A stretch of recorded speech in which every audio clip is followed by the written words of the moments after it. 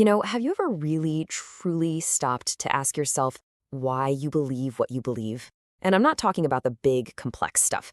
I mean the absolute basics. What's holding up your daily habits, your gut feelings, your whole way of seeing the world?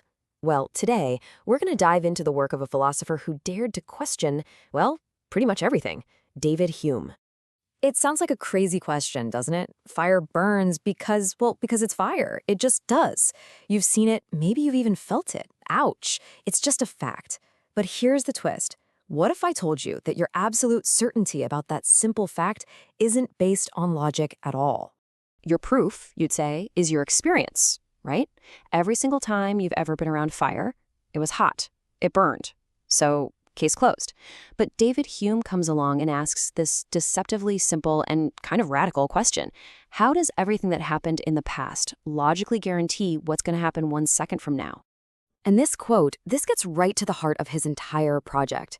See, Hume suggested that so much of what we call knowledge or truth is really just a deeply ingrained habit.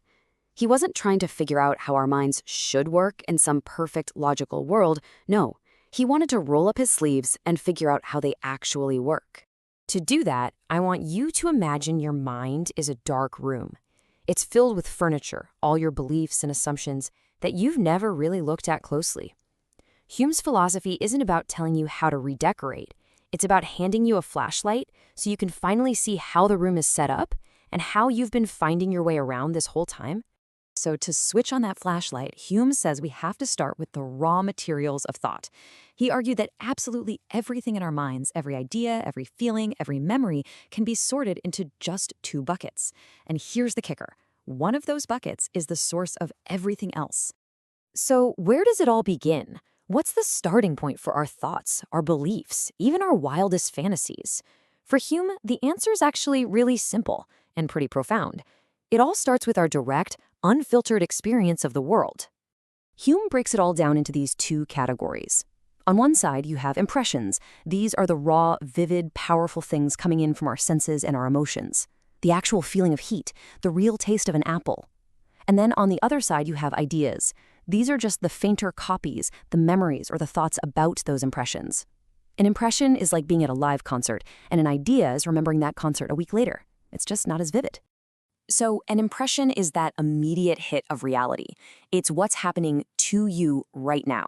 The direct sensation of seeing red or the raw feeling of anger welling up. This is the data feed of the world plugged straight into your mind. An idea, then, is just a reflection of that raw data. And this leads to Hume's first big rule. Every single valid idea you have, no matter how wild or complex, has to be traceable back to an original impression. No impression, no idea. It's a really simple but powerful filter for all of our thoughts. Now, this even explains creativity. For example, think about a golden mountain. You've probably never seen a golden mountain, right? You've never had that impression. So where'd the idea come from? Hume says your mind is like a kitchen mixer. It just took 2 ideas it already had, gold and mountain, and blended them together. Our mind is a fantastic mixer, but it can't just invent new ingredients out of thin air. Okay, so if our mind is just filled with all these separate ideas that came from our experiences, what holds it all together? Why does one thought seem to naturally lead to another in a way that makes sense? What's the invisible string connecting them all? Hume pointed to 3 principles that act like a kind of mental gravity. First, there's resemblance. You see a photo and it reminds you of a person. Then there's contiguity. Thinking about the Taj Mahal might make you think about the city of Agra. And then there's the big one, the one our entire understanding of reality is built on. Cause and effect. And this is where Hume drops his most famous and most shocking philosophical bombshell.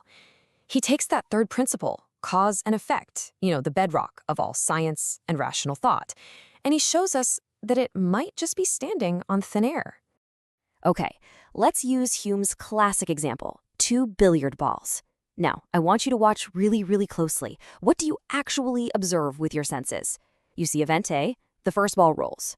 You see event B, it makes contact with the second one. And you see event C, the second ball starts rolling. That's it.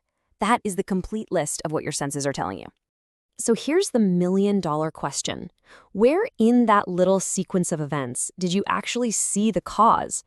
Did you perceive some secret force, some power or necessary connection that jumped from the first ball to the second? The honest answer is no, you didn't. You saw one thing happen, and then another thing happen. You never ever saw the force that connects them. What we're really doing is making a leap of faith. We believe the first ball causes the second to move because we just assume the future is going to keep behaving like the past. This is the famous problem of induction. It all relies on this one giant, unprovable assumption that the universe plays by consistent rules. But as Hume argues, there's absolutely no logical proof for that. You can't use the past to prove the future without assuming the very thing you're trying to prove. Okay, so if you're feeling a little dizzy right now, that's totally normal.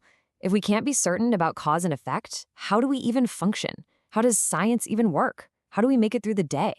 Don't worry, Hume doesn't just pull the rug out from under us and walk away. He gives us a surprising and, honestly, a really practical solution. What actually guides our life, what lets us navigate the world and predict what's next, isn't some grand, all-powerful reason sitting up on a throne. Nope, it's something way more humble, way more fundamental. It's habit. So what is a habit? It's just the mind's tendency, built up over and over again through experience, to create an expectation. After you see fire and heat together 1,000 times, your mind builds this super strong connection. The moment you see one, your brain automatically, involuntarily, just jumps to the other. It's a brilliant shortcut for survival, but it's a feeling, a shortcut. It's not a logical proof. And this just completely flips the script on what a belief even is. For Hume, your belief that the sun is going to rise tomorrow, that's not some brilliant conclusion you reasoned your way to. It's a powerful feeling, a gut-level expectation that's been burned into your mind from seeing it happen every single day. And that, right there, is the punchline. What we call our most certain beliefs, they aren't products of logic. They're just our strongest habits. So, where does all this leave us? In total chaos? Should we just give up on trying to know anything? Not at all.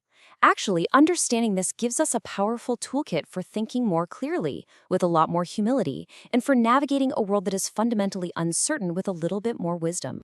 This awareness really builds a whole new way of thinking. So instead of just running on the autopilot of habit and tradition, we learn to ground our understanding in actual evidence and experience.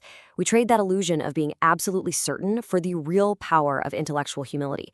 And we shift our focus away from just believing to constantly asking why. The lessons here for our own lives are incredibly practical. This teaches us to question our own assumptions, to ask ourselves, okay, what's the actual impression behind this idea? It forces us to see the huge power that habit has in shaping what we think is true. And maybe most importantly, it encourages us to be humble enough to admit we might be wrong, and to always bring it back to real, observable evidence. And that brings us to one last and maybe slightly uncomfortable question. I want you to take a moment and think about your own strongest beliefs. After all this, which one of your absolute truths might actually just be a really deep-rooted habit, one you've just never thought to question?